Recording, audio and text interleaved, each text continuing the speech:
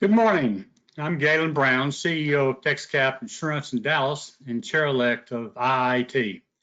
Thanks for joining us this morning to kick off day 2 of our IIT's virtual InsureCon. We're excited to have Steve Anderson with us. Before we get started, I have a couple of announcements. First, I want to extend my thanks to the IIT's lead underwriters for making virtual InsureCon possible this year. It is because of their generosity that this program is available for free to members. Now, I'd like to thank Union Standard Insurance Group, Texas Mutual Insurance Company, United Fire Group, Allied Trust, Central Insurance Companies, Service Lloyds, Liberty Mutual Insurance, Safeco Insurance, Imperial Premium Finance, Travelers, State All Insurance Companies, Nationwide, Swiss Re, and IIT Advantage E&O and Markets. IIT is proud to share the exciting news that it has invested and partnered with Intel Agents, LLC, an exciting new analytics-driven organization that specializes in actionable insights for independent agents. By partnering with IIT and other state-based associations, Intel Agents is gathering data from member agencies and other sources, which they can process and offer back to agents, providing local and relevant insights to inform your strategic business decisions. The first step in the process is the relaunch of IIT's compensation study. It is specific to the roles in independent agencies and to Texas itself. It will be a true representation of the salary and benefits standards in your local area of the state. In order to gather this data, we need your help. Please participate in the survey. Next week, look for an email from IIT with a link to complete the survey online. In return for completing the survey, you will receive a complimentary copy of the results. Many of the results and insights taken from the survey will be shared in the weeks leading up to IIT's Small Agency Conference Rise Expo, which is scheduled to take place November the 8th and 9th in San Marcos this year. Stay tuned for more details about that event. We are happy to have Steve Anderson join us this morning. Steve Anderson has spent his 35+ years helping insurance industry understand, integrate, and leverage current and emerging technologies. From business management systems to social reforms, Steve can analyze what's happening now and explain its implications for the future. Steve is on the faculty of credentialing organizations teaching thousands of insurance professionals and is a writer and contributor to multiple publications. Steve has a master's degree in insurance law and was invited to be an original thought leader influencer on LinkedIn representing the insurance industry and has over 340,000 followers. He is also a top 10 global insurtech influencer. His first book, The Bezos Letters, 14 Principles to Grow Your Business Like Amazon, was published this past year. Please join me from Nashville in welcoming Steve Anderson. Galen, thank you very much. And I have to say, it's always a pleasure to be speaking to Texas agents, given my time there and my long work with the association. And I want to talk today about how agents can learn from Amazon. It's actually unlikely that you remember what you were doing on January 27th, 1967, but I do. 3 astronauts got into the elevator and took a ride to the top of the Saturn V rocket that was sitting on the launch pad waiting for their first Apollo mission. Those 3 astronauts got into the Apollo 1 capsule for a full test. A little while later, a spark in that capsule actually ignited the 100% oxygen atmosphere, and those 3 astronauts were lost within minutes. It's a tragedy that shook NASA to its core. And in fact, it took 20 months or so for the next Apollo mission to be launched. But that gave NASA the time to actually rethink about everything that was going on with the Apollo mission and why that tragedy took place. Well, I was 13 at the time, following the space program closely. I lived in Washington, D.C., and actually convinced my mom to let me skip school and take me to Arlington Cemetery a few days later, where two of those astronauts were buried. And I was in the crowd at that time. Well, 25 years ago, a Wall Street financial analyst was researching the internet. So this was in about 1993, 94. And some of us remember some of those days. And he came across a startling statistic that internet usage was growing at 2,300% per year. And he started asking the question, what kind of business could he create that would take advantage of this kind of growth? Well, as you might suspect, that individual was Jeff Bezos, and he moved from New York City, left that job in the middle of the year, very well-paying job, and also left behind that year-end bonus, and moved to Seattle, Washington, where he started Amazon.com in 1995. Well, you can see up here, this comes out of the Amazon 2019 10K, and their mission statement, the most customer-centric company.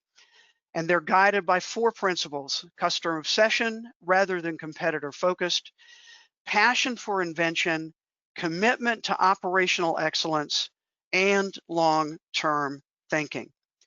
Well, I think you would agree with me that that small company that started on a single website selling books has grown into one of the most successful companies out there.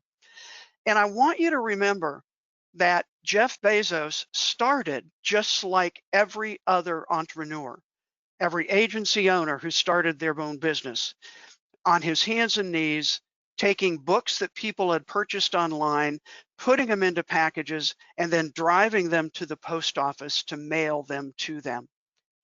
Well, here are a couple of more indicators of Amazon's success. Fastest company ever to reach 100 billion in sales. Was listed several times on the Wall Street Journal Drucker Institute top 250 best managed companies. Now, this was Peter Drucker, very famous management expert with a number of books. And what the Institute looked at was 37 different indicators of success that falls under 5 dimensions of performance. And Amazon, you can see here in 2018 was number 1 and 2020 was number 2. And then LinkedIn, 2020, LinkedIn top companies lists where the 50 companies where Americans want to work and stick around once they're there. Alphabet, Google was on that list at number 1 in 2020, and Amazon was number 3. And the final indicator here is customer satisfaction. Top score of any consumer brand since 2010. And when I ask people, why do you shop and buy on Amazon? The first answer almost always is because it's easy. They make the process easy. So what I did in my book, The Bezos Letters, is I actually examined at the time, 20 shareholder letters that Jeff Bezos started writing in 1997. So they went public in 97. His first shareholder letter came out in April of 2018. And what I discovered in reading through those letters is that he talked about in those letters the principles I believe he used to grow Amazon that I actually believe apply to any organization, and especially insurance agencies and companies. I identified 14 principles, and I categorize them into 4 cycles: test, build, accelerate, and scale. Now, we're not going to have time to go through all 14 principles, but I've picked out a few that I think might, at least I hope, help you think about what can you do to grow like Amazon. Now, let me also pause here and say, one, I think some of you might be thinking, yeah, they sell books and stuff. That's easier than selling insurance. Yes and no. And we'll talk a little bit more about where I see some of that coming in. I think the other thing that I want to say is Amazon's not perfect and Jeff Bezos isn't perfect, but I think we can agree that they have been successful. And are there principles that you can learn and apply to your own business that they use to get to the position they are today? I call these principles hidden in plain sight in these shareholder letters. So let's talk about the first cycle, test, and 3 principles: encourage successful failure, bet on big ideas, and practice dynamic invention and innovation. Well, I want to talk first about encourage successful failure, because every organization today is talking about the need for innovation. Insurance companies, insurance agencies, we need to innovate. We need to engage with the consumers whose changing ideas are happening so rapidly, especially in the last few months. Lots of change going on. The problem is, and we'll talk a bit more about this, we want innovation, but you better be right.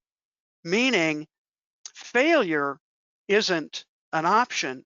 At least that's the mindset. And I believe failure has to be an option. So what do I mean by that? Well, here's that principle: encourage successful failure. And I get asked often, okay, how did you come up with that phrase?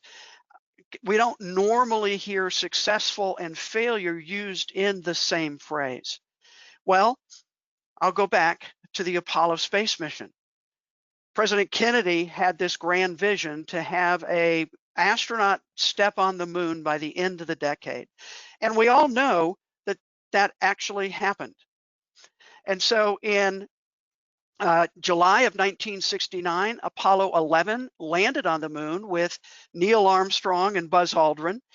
Neil Armstrong, very famous, stepped down on the surface of the moon as the first American by the end of the decade.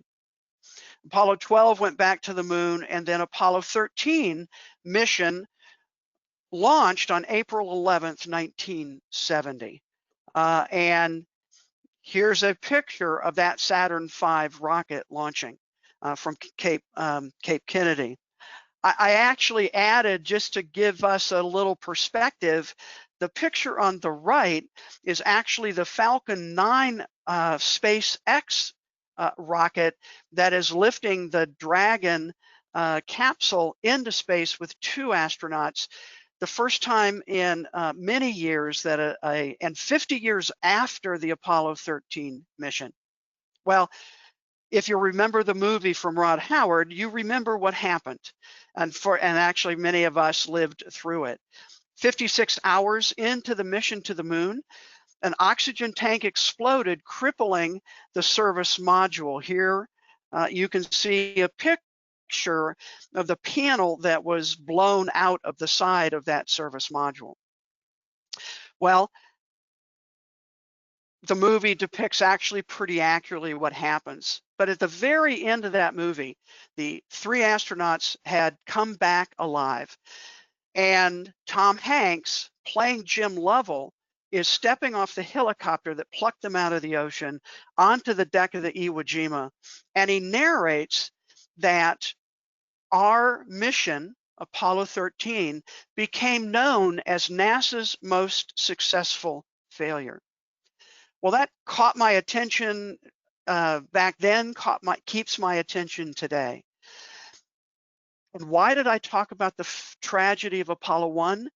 Because several people in interviews have said that without the tragedy of Apollo 1, and let's say it is a tragedy, but without that tragedy and the work NASA did to redo their processes and procedures, Apollo 13 might not have been the successful failure that it was. And that's that concept. We often experience more growth, more learning when we have failures than when we have success. But how we deal with those failures is really key. Here's a long quote from the 2018 shareholder letters from Jeff Bezos. You can take a look and try and read all of that. I'm going to highlight a couple of points. If the size of your failures isn't growing, you're not going to be inventing at a scale that can actually move the needle. This kind of large scale risk taking is a service that Amazon can provide and other large companies can provide.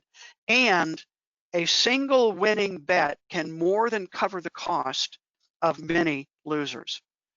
Now, Amazon has had many failures, some big ones, lots and lots of small ones. One of Amazon's biggest failures was the Fire phone.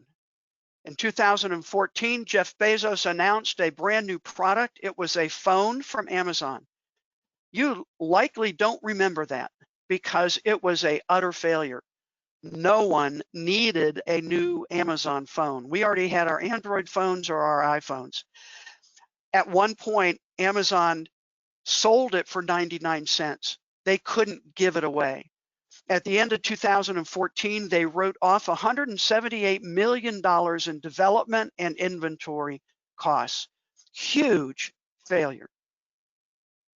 However, 4 months after the announcement of the Fire phone, Jeff Bezos got his first demonstration for a new device, that became called Echo, and what most of us now know as Alexa. Echo's the hardware, Alexa's the machine learning algorithms that allow Alexa to answer your questions using just your voice. Failure of the phone, arguably a huge success for the Echo and Alexa. So let's look at these again real quick. Successful failure mindset. Failures need to scale with the size of your companies. As your company grows, your failures need to grow. Otherwise, you're not inventing enough that's going to move the needle. Large scale risk taking, if they share that with others, is a service. And then one big bet can actually cover the cost of many losers. So successful failure as a mindset. What are you doing in your organization to help your employees actually experiment? And Bezos talks about experimenting because it is key to inventing. And only when you invent can you innovate. And so my question is, what can you do? Here are a couple of other quick quotes. These are all out of the shareholder letters, where he talks about failures. We learn from successes and failures. Inventing is messy. We've had some successes over the years. And very early on in Amazon's life, we knew we wanted to create a culture of builders. Do you have a culture of builders in your organization? They're curious, they're explorers, they like to invent, they like to make things better. That's the mindset of successful failure. So my question is, what is your organization's employee award for the most successful failure? How are you encouraging people to experiment and invent? And that can happen at any kind of organization. Another quick quote, a builder's mentality helps us approach big, hard to solve opportunities with a humble conviction that success can come through iteration, invent, launch, reinvent, relaunch, start over, rinse, repeat again and again. The path to success is anything but a straight line. And that's what we need to build into it. So another principle here very quickly, I've sort of touched on it, we won't spend a lot of time, practice dynamic invention and innovation. And I chose those words very specifically as a principle. And so Amazon, I consider to be an invention factory because they are constantly experimenting. In fact, I just saw in the news last week or the week before that the Echo Show Live, which was a version of the Echo that had a screen and actually could take a picture of you and give you suggestions on fashions that you might enjoy trying. They just, in July next month, they're closing that down. Why? It didn't meet expectations. They are quick to invent and quick to cut. And I think that is the idea. Experimentation leads to invention. One of the favorite phrases that Bezos uses is, we invent on behalf of the customer. What are you inventing on behalf of the customer in your organization? And then finally, after you invent, now you can innovate, you can improve. So, in this idea of being a invention factory, again, is key, certainly at Amazon, and I think that is something we can learn. Constant improvement, experimentation, and invention in every initiative. Let me give you one quick example of experimentation. The Amazon Go store. This is a picture I took. This was a store in Chicago, downtown Chicago. Amazon Go, if you haven't heard of it or been in one, is a convenience store that in order to get in, you scan your an app on your smartphone. It opens like subway style gates that allows you to go in, you pick up a basket, you pull things off, and again, chips and sandwiches and drinks and candy and whatever else you want, and you put it in your basket and you just walk out. There is no checkout. Actually, when Bezos talks about Amazon Go, he says, we tried to invent something that would take away the worst part of shopping, checkout. Now, it's absolutely astounding. The technology is amazing, all of that, but they've been experimenting with this for almost 5 years now. They've opened a number of these Go stores, but they also just opened in Seattle an Amazon Go grocery. So the Go stores are 1,000, 1,500 square feet. They're very small. This grocery store now open in Seattle is a little over 10,000 square feet, and it's based on the same technology. Now, here's where Amazon's invention can be a service. They are licensing the technology used to track what you put in your cart to other retailers. And so not just keeping it for themselves, but allowing it. And for Amazon, that creates a whole new business opportunity. So that's an idea of inventing on behalf. And again, you can see this, it's a DNA part of the company. All right. Growth cycle number 2, build. And you can see 3 items here. We're going to talk about this first one, obsess over customers. Now, I've been in the industry a long time, and we talk about customers a lot. We talk about customer focus. We talk about customer journey. We talk about the customer experience. I've talked about all of those things. But as I delved into the letters, Bezos talks in that very first 1997 letter that one of the key distinctions at Amazon will be that we obsess over customers. We start with the customer and work backwards. A lot of my work in the ACT, Agents Council for Technology, around the changing nature of risk work group, we worked a lot on these kind of concepts and idea. But I think the word obsess has a different connotation than any other things that we look at or talk about around customers. And so Amazon's customer pillars are these: wide selection, low prices, and fast delivery. Bezos says in one of the later letters that he cannot imagine that customers will want less selection, higher prices, and slower delivery. Now, let me be real clear here. These are Amazon's customer pillars. Low prices for Amazon is one of their key goals. That may not be your customer pillar, but what are the things that you can do to help your customers do more business with you? The phrase I like to use is take friction out of the transaction. And by the way, buying insurance has a lot of friction in it still. That's an area just ripe for experimentation and invention, but customer pillars. So one of the things that I say is that the biggest risk a successful company faces is actually their success. Why? Because they start protecting what got them there, meaning they start protecting the success. And in my research for the book, I actually looked at a lot of different companies that didn't do it well. Certainly BlackBerry, Blockbuster, Sears. Now, a lot of the retail stores that we're seeing right now have not successfully made the transition to a different methodology. And you may think everything's going e-commerce. I happen to not think that. In fact, I think there's this real interesting combination, and we're seeing a lot more of this over the last 3 months, of brick and mortar and online working together. Let me give you a quick example of that.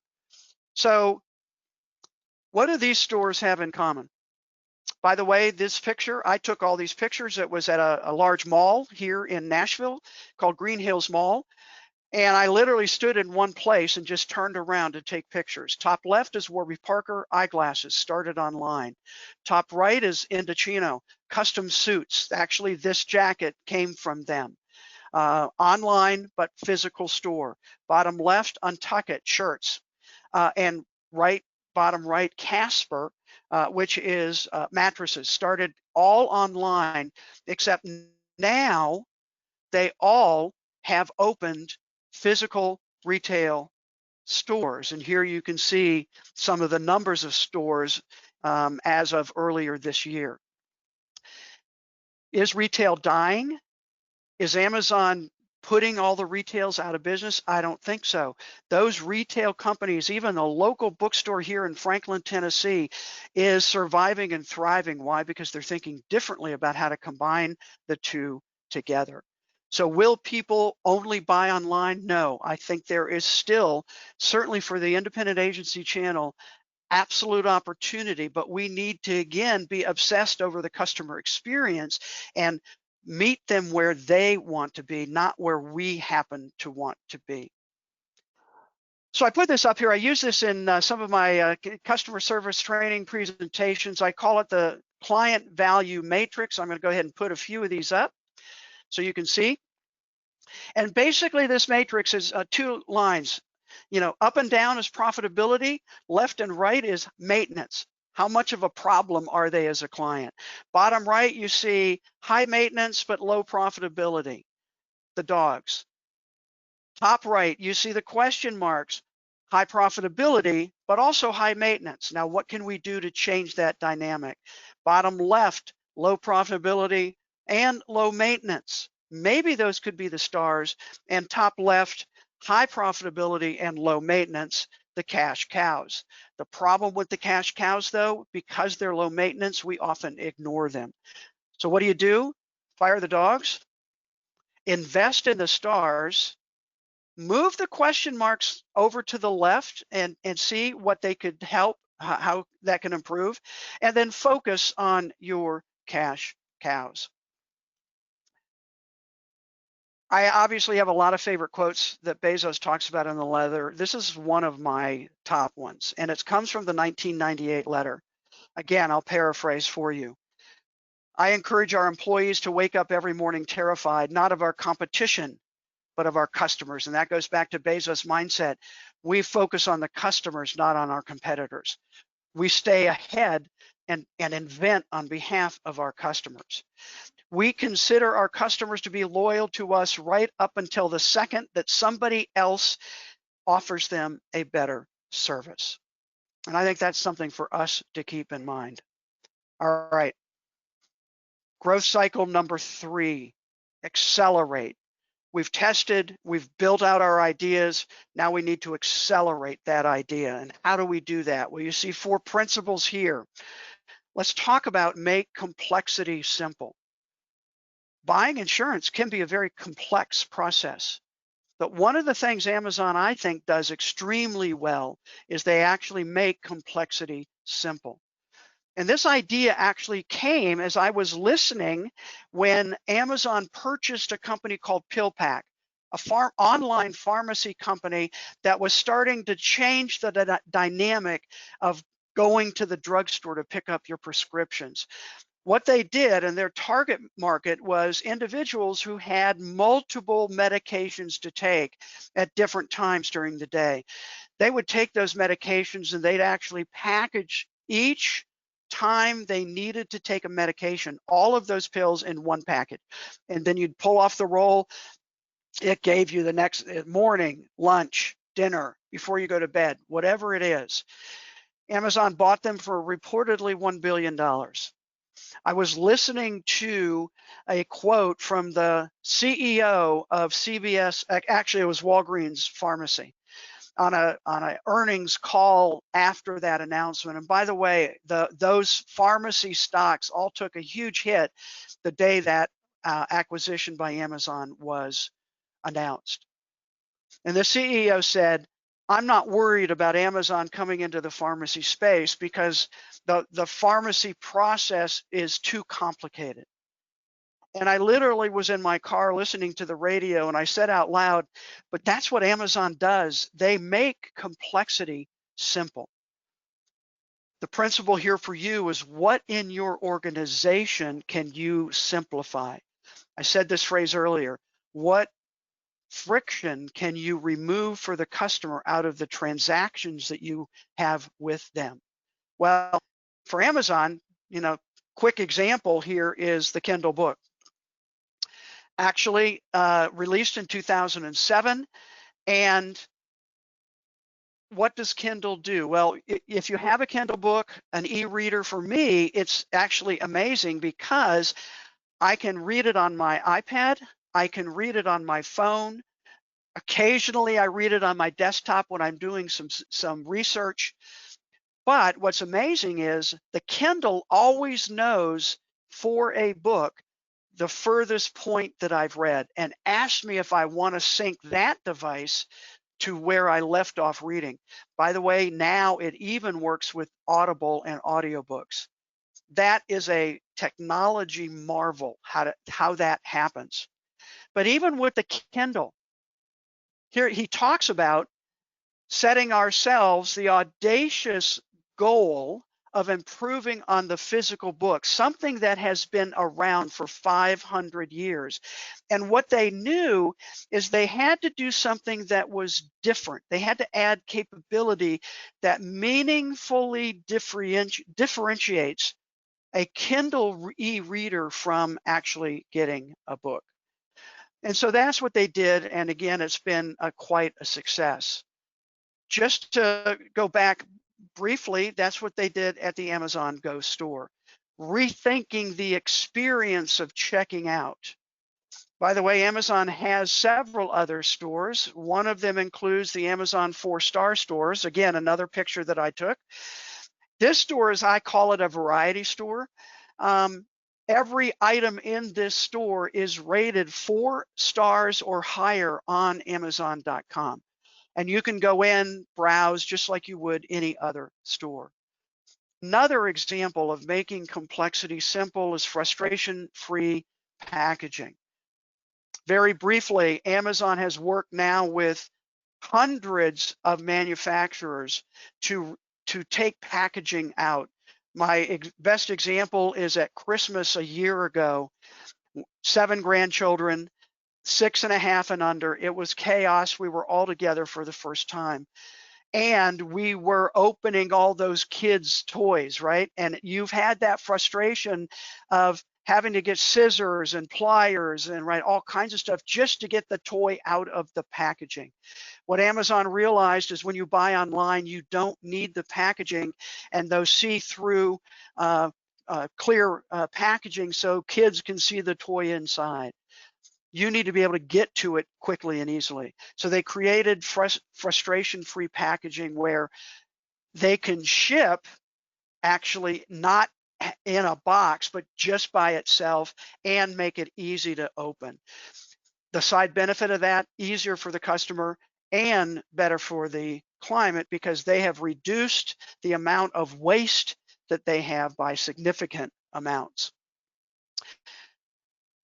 Again, quote this out of the 2011 shareholder letters, and I'm emphasizing this for you, agents especially, with the argument that you need to add customer self-service capability. And you can read the quote here, but what basically he says is that without self-service, even well-meaning gatekeepers slow innovation, meaning you're forcing me to go somewhere to get done what I want to get done and not providing me those easier ways of interacting with you based on how I want to interact with you, not how you want to interact with me. So self-service, and in fact, think about this. At Amazon, a customer having to contact them because of a problem is a failure. It's not actually a service. Meaning, why did they have to contact us in the first place?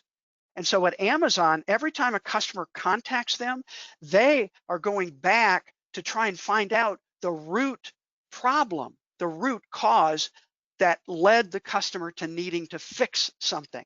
One, can we do it self-service? And two, can we fix the problem at its originating place? So how many of you look at the number of calls that you get from your clients and ask the question, what can we fix? What can we change to prevent them from needing to contact us, just getting the things done they need to get done? So I've added this, the democratization of machine learning, another example of self-service. I won't spend a lot of time here. Actually, you can go to my website, steveanderson.com, to see several articles that I've written in more depth about this. But I've actually added 2 services provided by Amazon Web Services to my website. Here you can see the first one. This is actually just an article, my tech tips from, I think, last week or week before. And if you look in the red box, you'll actually see the ability to listen to this article. That is a service provided by Amazon Polly through Amazon Web Services. And it automatically translates or transfers the text in the article and provides a voice to it. By the way, I can take now that audio file and put it into a podcast automatically that then somebody can listen to the articles if that is their preferred method for consuming information. The second thing that I did, and this is a little harder to see, but above that listen now, you can see some flags. And so I have added the capability of translating my English content to foreign languages. In this case, I'm demonstrating Russian simply because it's obviously a different type of language than mostly we see, but you could do Spanish or Portuguese or Vietnamese, or I think there are about 18 languages, depending on your client base and your area, what languages might be helpful for you to look at. By the way, I got a bill for this service for the prior month, and it was $1.19. Very inexpensive.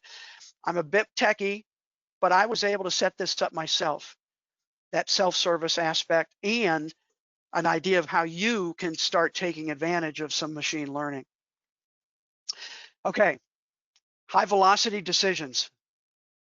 One of the keys to accelerating your success. And at Amazon, Bezos talks a lot about their decision-making process. So this is coming out of the 2015 shareholder letters where he goes into a deep dive on decision-making. And he says some decisions are consequential and irreversible or nearly irreversible, what he calls one-way doors.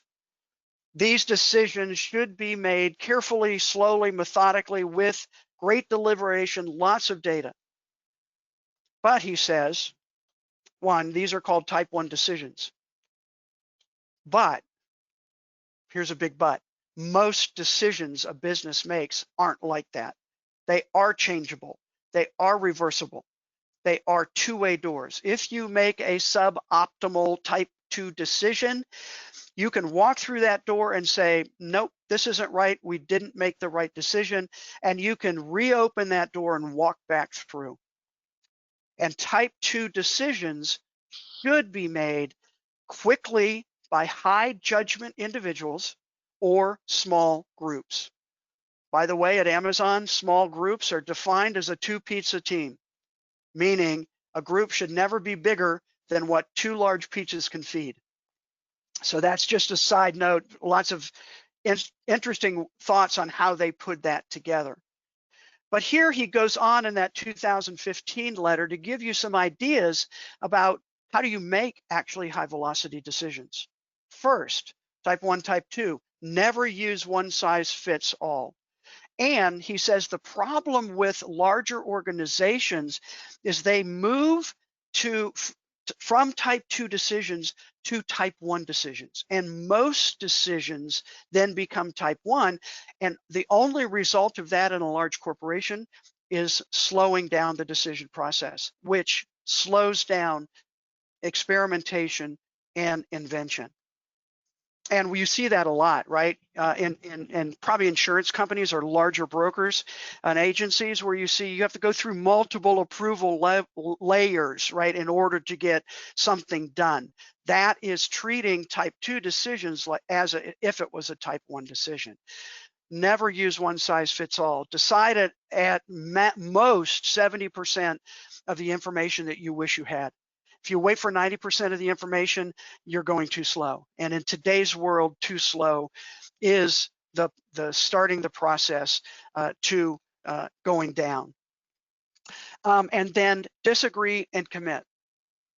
And so this is really key. And Bezos talks about a situation in that 2015 letter where he was asked for his opinion on a new show for Amazon Prime Video.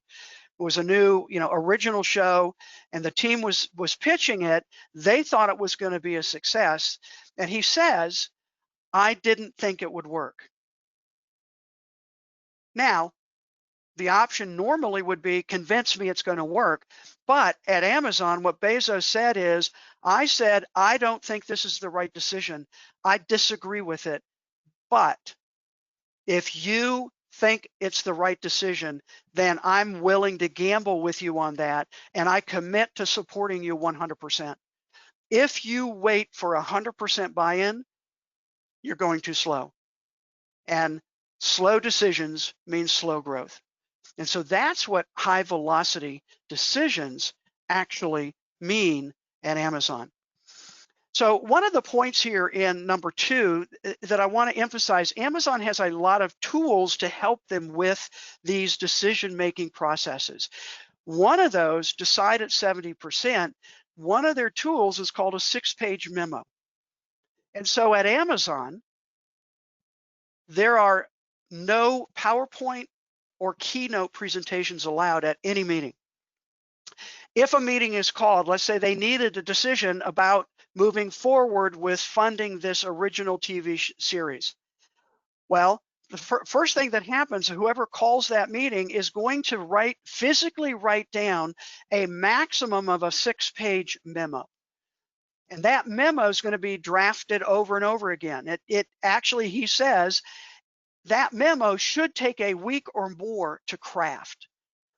Bezos believes very strongly that written word helps you think better. If you have to write down what you're anticipating, what the problems are, you will come up with better decisions. And so that memo is structured beginning with a future press release, meaning you actually write out the press release that you're going to release on the day that that product, service, that new show is actually announced to the public. And then you follow that up with FAQs. What are all the questions? How are we going to do this? Who's going to do it? Right? All of the questions, and you provide a short answer and a more detailed answer to that question. You may have an appendix that provides some additional data to support your conclusions. You may actually, if it's a website change, you may actually include sketches of what you anticipate that website page to look like that's providing this service. Once that letter is ready, the meeting is called. That letter is printed, physically printed out and handed out. It is not given out before the meeting. And it's handed out at the meeting, and everybody there spends the first 10, 15, 20, maybe 30 minutes reading the letter so that literally everybody is on the same page. And then you are writing notes. What are my questions? I don't know that I understand this point. How could this work? And then it's opened up for discussion. This whole idea is slowing down to get all the information together, to think through all the possible failures, which is why Amazon's so successful, because they think through. And then if that project did fail, now what do they have? They have a document they can go back to say, where were our assumptions wrong? Why did this fail when we thought it was going to be a success? The 6-page memo is a key tool at Amazon to generate high velocity decisions. All right, fourth cycle, scale. We've tested, we've built, we've accelerated our growth. Now we're scaling. How do you go at Amazon from a handful of people to over 800,000 employees worldwide today?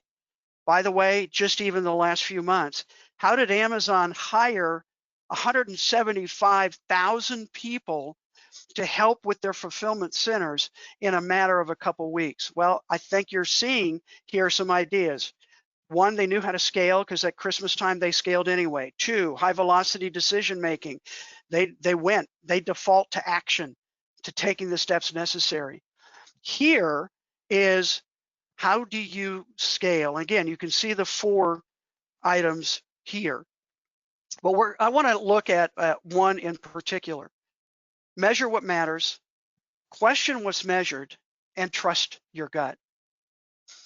Amazon is a data-driven company. They measure everything. You see that every time you go onto a page when you're shopping, because, right, you see all those things. People who bought this also bought that. You might like this. All of that is data-driven. And it's key. There is, a database that any employee at Amazon can access to test out an idea, to gather an incentive. That's why the data gathering that we talked about it when we first started is so important for you to get actionable information that can help you. Data, analytics, and math play a role, but ultimately the final decision is judgment. And here is how Bezos thinks about that. By the way, that's the 2005 letter. Here's how Bezos thinks about that. It is the principle again. I'm going to go back up to the principle. Measure what matters, but question what's measured. So measure everything, but for Bezos, they also question what they're measuring. Is the data telling us the right story? And ultimately, trust your gut, right? So all of that informs what happens and what you do. So here's an example of what it means to question what's measured. In that 2005 letter, Bezos actually published his email address at Amazon, jeff@amazon.com. Now, I suspect, like you do, that he has another address for, his other personal stuff. However, that email is monitored to this day. And if people contact Amazon through that email with a problem, a question, something's not working right, he read them in the beginning, right? He doesn't do that today. He has a team that does that today. But they gather that information. And if they see a pattern that there's a problem kind of reoccurring, even if their data says, no, this is right, this is, it's working, they will question the data. And that anecdotal information is really important to make sure you actually are, one, measuring the right thing, and two, understanding the data that is being shown. So scale. Well, lots of principles. We only talked about a handful of them. I have created an assessment. You can see here at the bezosletters.com/growth, or the text information if you'd rather receive it that way. What this assessment does is kind of measure where you are now and give you some suggestions on which cycles and principles that you might focus on first in order to generate higher quality growth in your organization. Well, one of the questions that started this whole journey for me of examining all of this is, what if the biggest risk your agency faces is actually not taking enough risk? Risk is inherent in what we do. We as an industry are maybe the most risk averse, right? We see everything bad that can happen every day. But with technology changing as rapidly as it continues to do, with consumer expectations changing, we can no longer afford to sit back and think about what we want to do. We need to take action. That was BlackBerry's problem. That was Blockbuster's problem. That was Sears' problem. Not understanding the changes that were going on, not experimenting, and then inventing on behalf of the customer as you move forward. Well, I do want to talk about one last principle. Is it the most important? Maybe, maybe not, but I think it's, again, a key to help you understand where Amazon gets its continued ability to invent entirely new business lines and continue to grow. And that 14th principle is called believe it's always day one. And Bezos talks a lot about this idea of day one in the 2016 letter. And he starts out that letter with this question that he was asked at an all-hands meeting. And the question was, Jeff, what does day two look like? So here you can see his answer to that. Again, a question I've got at our most recent all-hands meeting. Is something I've been thinking about for a couple of decades. He named his building the day one building. I have spent some time thinking about this topic. And by the way, this is the plaque that's in the lobby of the day one building in Seattle, where Bezos has his office. And actually, he moved his office from an older building to this building when it was first built.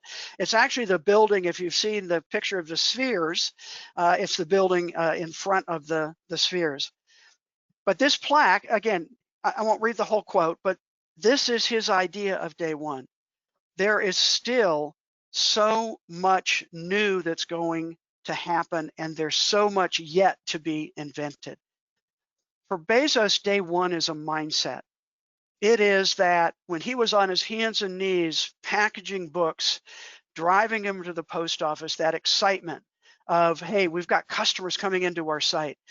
How do you maintain that day one mindset, that excitement, that we can do this? When you walked into your office this morning, or you came into your home office, wherever it might be, did you have that mindset going, it's still day one? There's still so much new that's going to happen. Well, for Bezos, he does. But he answers the question, what is day two? And here is the answer. Day two is stasis, followed by irrelevance, followed by excruciating, painful decline, followed by death. And that is why it's always day one. Companies can be day two companies for many years, 10, 20 years. You know, I use Sears as a retail example as a day two company for many years. Actually, Microsoft, up until about 5 years ago, was a day two company. Still successful, still growing, but had lost that day one mentality. New CEO came in. I think you'd have to agree with me. Microsoft now is much more, if not a day one thinking company. So what are the tools, or how do you protect against becoming day two? Well, again, he talks about that. How do you fend off day two? What are the techniques and tactics? How do you keep the vitality? Now, remember, you know, Amazon's a huge company. How do they keep their culture? That's, again, one of the principles is maintain culture. How do they even do that when you hire 175,000 people in a matter of a few weeks? And they just last week announced that they are offering full-time positions to 125,000 of those people. Day one, we need to do this. Why? Because we need to do it on behalf of our customers. And so he says there are 4 essentials for day one defense. Customer obsession, we've talked about that. Skeptical view of proxies. In Bezos speak, proxies are the word he uses for processes and procedures that prevent you from obsessing over customers. How many times have you heard a customer service person say, well, we don't have a procedure for that, or I don't have the authority to do that, or the procedures become the goal, not serving the customer in the best way possible. 3, eager adoption of external trends. And I think that for us, there is so much. That's why my work on the changing nature of risk work group for the Agents Council for Technology was so important for me, helping the industry understand we've got lots of technology trends coming. What are those trends and how do we get ahead of it? How do we have that mindset of eagerly adopting those external trends? Machine learning might just be one example out of many. And then 4, we've talked about this. High velocity decision making, not slowing down the process of experimentation, invention, and innovation. So 2016, day two companies make high quality decisions, but they make high quality decisions slowly. Again, high velocity reinforcing that idea. So Bezos was extremely savvy when it came time to growing Amazon. He knew there was an exquisite tension between risk and growth. I call Jeff Bezos the master of risk because how he used risk strategically and wasn't afraid of taking risk, even though he knew that there would be a failure there. Well, here are the principles and the cycles again. Test, build, accelerate, and scale. My hope is that these concepts will help you think differently about your customers, about decision making, about staying with a day one mindset. There's a lot more I could talk about, and certainly a lot more in the book. Here's a picture. Just as an author, it's just actually amazing. The book is being translated into 12 different languages. And if you are interested in the book, either have it or want to get a hold of it, there's some bonus materials that I have available on the website, thebezosletters.com. So I want to thank you. I've got a couple minutes left. I should have said this at the very beginning. If anybody has a quick question, put it in the chat, and I'll take those last couple minutes to try and answer anything that might come in. And I'm going to take a drink.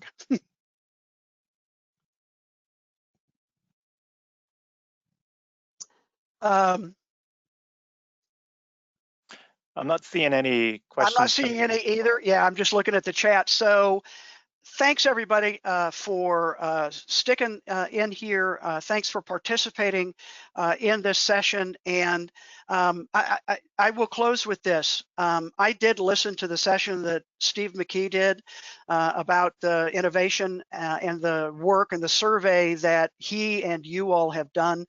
I really encourage you to sign up for and participate in some of his upcoming webinars, just as another resource for you to think about how is it that your organization can tap into this invention and innovation. Galen, I'll turn it back over to you. All right. Thank you, Steve. Great presentation. And thanks again to our IIT lead underwriters. Just a quick reminder as we're closing that a recording of this session and all of today's virtual InsureCon sessions will be available on IIT.org on Monday.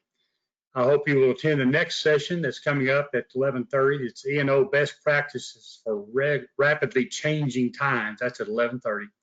There's still time to register. You can go to IIT.org/InsureCon and click on the registration button next to the session title on the schedule. So, Steve, thanks again so much. We appreciate it. And hopefully we'll all can get together next year face to face. So thank you all for joining us. Thanks, everybody.